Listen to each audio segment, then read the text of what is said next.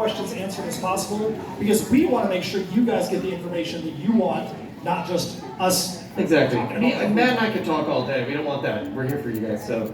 All right, so let's start off from the beginning. So let's go to the very beginning of your career again. Sure. Let's treat like somebody just walked in. They don't even have a clue who you are. Let's talk about from the beginning of your career to where you're at right now in 50 words or less. Wow. Okay, I'll try. I moved out to Los Angeles, to be a movie star, and like for most people that doesn't work out quite that way, and it didn't for me either. But something very lucky happened, which was while I was looking for ways to make a living as an actor besides waiting tables and working in offices, my wife said, "What about voiceover?" And I was like, "I don't know anything about that," and which is stupid because I was the one in our family who grew up watching anime and playing video games, and so I should have thought of that as as an actor as a career path, but they don't teach you that in school, or at least they didn't back when I was doing it. So we took a class, and the guy who taught the class ended up getting a job dubbing an anime series, SD Gundam Force, for those of you who, baby Gundams.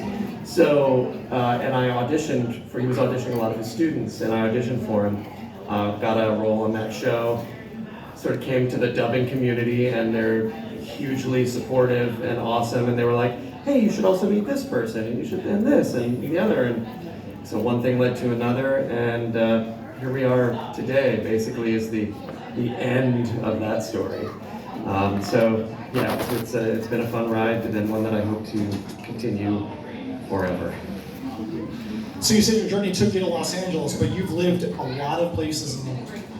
This guy's done his research. Yeah. Well, I've done a little bit of it, but Steph, you met as well earlier, she does a lot of that for me to help me out, just to make sure. He does a lot of research, so you've lived a lot of places in the country, sir, in the world. Why don't you tell these people about some of the awesome places that you've lived? Exactly. My dad was in the Foreign Service, and so we ended up traveling a lot, so I grew up kind of all over the world.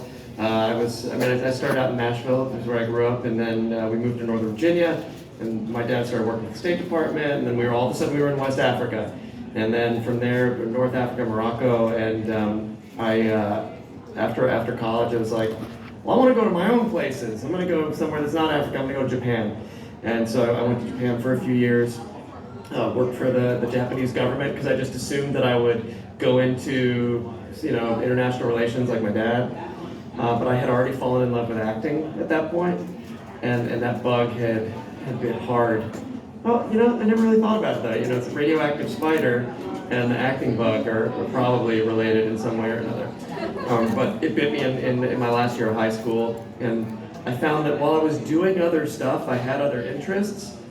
I was spending most of my time, in the theater or making stupid movies with my friends, or, just all that kind of stuff. I just love telling stories, and so after a couple of years working for the Japanese government, I was like, I gotta try this out. I mean, government work will be here, if I want to come back to it, but I don't want to look back in 30 years and go, I wonder if that would have been fun, or if I could have done that. So I went back, came back to the States, visited both New York and Los Angeles, and hated Los Angeles, kept screaming to New York, and which I had fallen in love with.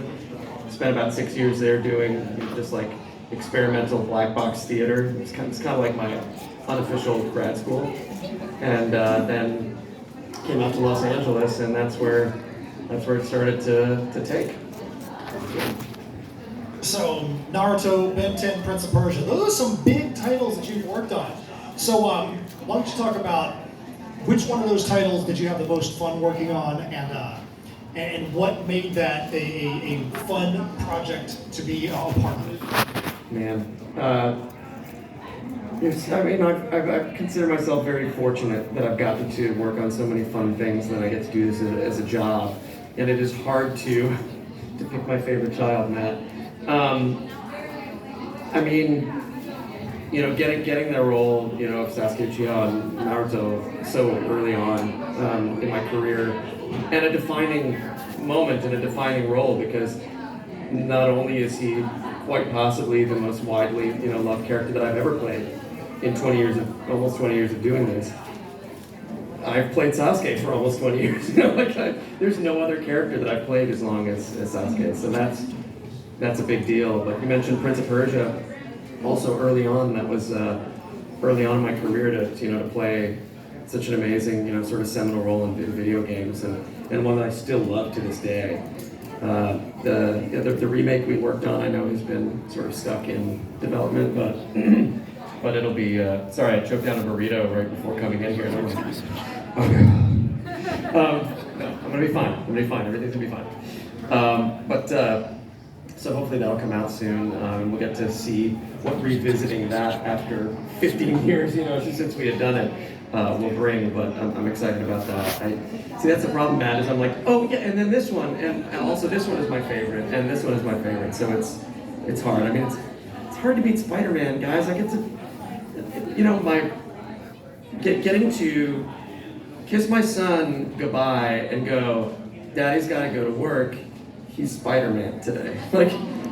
Is one of the greatest things I'll ever say to anyone, ever. And at the age that I said that to him early on, I think maybe he thought I was actually Spider-Man, like for real. Now he gets it, and it's old hat. But this is really a dream. So we're going to pause there for a second. You guys have any questions you want to get this